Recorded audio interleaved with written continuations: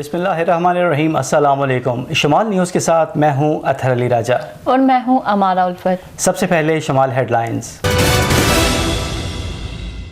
मिल बैठकर इलेक्शन की तारीख निकालने की बजाय ऑडियो निकाल लाए। DGISPR ने कहा है कि अवाम ताकत का महवर है, फौज किसी खास सियासी पार्टी की तरफ झुकाव नहीं रखती। चीफ जस्टिस और आला अस्करी क़यादत की गुफ्तगू आम नहीं की जा सकती। सुप्रीम कोर्ट में चीफ जस्टिस उमर अता बंदयाल का बेंच नंबर 1 डी लिस्ट कर दिया गया, सारे मुकदमात भी डी लिस्ट। वज़ीर-ए-आज़म PTI से मुज़ाकरात पर मुशावरत करेंगे। आज काबीना इत्तेहादियों का इजलास बुला लिया गया। आओ मैच खेलो, विकेट उठाकर ना भागो, इमरान खान का चैलेंज। बालाकोट के सयाहती मकाम कागान के साथ अगला ग्राम में पहाड़ सिरक गया, कई मकानात मुतासर, आबादी को शदीद खतरा लाहक। डेंगू के हवाले से मानसेरा, एबटाबाद और हरिपुर के अजला को हिसास करार दे दिया गया।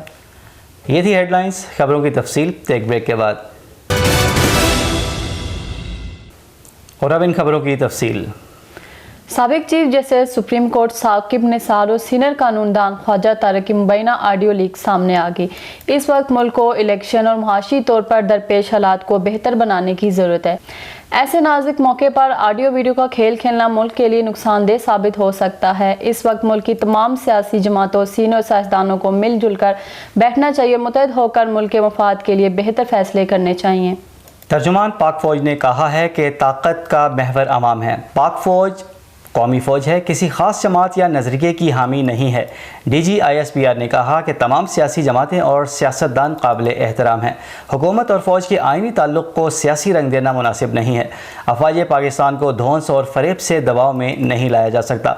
रिटायर्ड फ़ौजियों की तंजीमों को सियासी लिबादा नहीं ओढ़ना चाहिए। इलेक्शन और मुर्दमशुमारी में फ़ौज की तैनाती हुकूमत का काम है। DGISPR के मुताबिक चीफ जस्टिस सुप्रीम कोर्ट से अस्करी क़यादत की मुलाकात ऐसी नोयत थी कि जो खुफिया रखी। Chief justice supreme court of Pakistan Umar Ata Bandial की तबीयत नासाज हो गई। सुप्रीम कोर्ट में बेंच 1 डी लिस्ट जबकि तमाम मुकदमात को भी डी लिस्ट कर दिया गया। बेंच में जस्टिस जमाल मंदोहेल और अतम अनौला शामिल थे। सुप्रीम कोर्ट के बेंच नंबर 2 के मुकदमात भी मनसूख कर दिए गए, जबकि जस्टिस इजाजुल अहसन और जस्टिस अमीनुल दीन पर मुश्तमिल नया बेंच तश्कील दे दिया गया। वज़ीर-ए-आज़म ने वफाकी काबीना और इत्तेहादियों का इजलास बुला लिया। सुप्रीम कोर्ट के इलेक्शन के हवाले से केस और मौजूदा मुल्की सूरत हाल ज़ेर गौर आएगी, जबकि पाकिस्तान तहरीक इंसाफ से मुज़ाकरात के हवाले से भी इजलास के दौरान मुशावरत की जाएगी। दूसरी जानिब पाकिस्तान तहरीक इंसाफ का कहना है कि PDM हुकूमत सिर्फ वक्त गुजारने के लिए बहाने तराश रही है। चेयरमैन तहरीक इंसाफ इमरान खान ने PDM हुकूमत को इलेक्शन लड़ने का चैलेंज देते हुए कहा कि आओ मैच खेलो, विकेट उठाकर ना भागो। PTI मुखालिफ जमातें इलेक्शन लड़ें और आवाम को फैसला करने दें। जब मुल्क में मुश्किल पड़ती है तो नवाज शरीफ लंदन भाग जाता है। लंदन बैठकर मुल्क के फैसले किए जा रहे हैं। दो खानदानी पार्टियों से आवाम तंग आ चुके हैं। जराइम पेशा लोग मुल्क के फैसले कर रहे हैं। खबर है बालाकोट से, जहां बालाकोट के सियाहती मकाम कागान के इलाके अगला ग्राम में पहाड़ सिरक गया। हज़ारों टन भारी पत्थर और मलबा आबादी पर आन गिरा। मलबा गिरने से कई मकानात मुतासिर हो गए, जबकि करोड़ों रुपए की अमलाक को भी नुकसान पहुंचा। ज़राई अराजी भी तबाह होकर रह गई, जबकि सिरकने वाले पहाड़ की वजह से आबादी बदस्तूर खतरात की जद में है। डेंगू के हवाले से मानसेरा, एबटाबाद और हरिपुर के अजला को हिसास करार दे दिया गया। मानसेरा, एबटाबाद, हरिपुर समेत सूबा खैबर पख्तूनख्वा के 20 से ज़ायद अजला को आने वाले दिनों में डेंगू के हवाले से इंतहाई हिसास करार दे दिया गया। सूबे में डेंगू के आउटब्रेक के पेश नज़र तमाम ज़िली अस्पतालों में 10-10 बिस्तरों वाले वार्ड भी कायम कर दिए गए।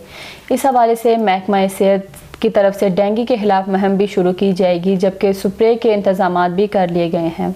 ये थी अब तक की न्यूज़। मज़ीद खबरों और अपडेट्स के लिए देखते रहिए शमाल HD न्यूज़। तब तक के लिए इजाज़त दीजिए। अल्लाह हाफिज़।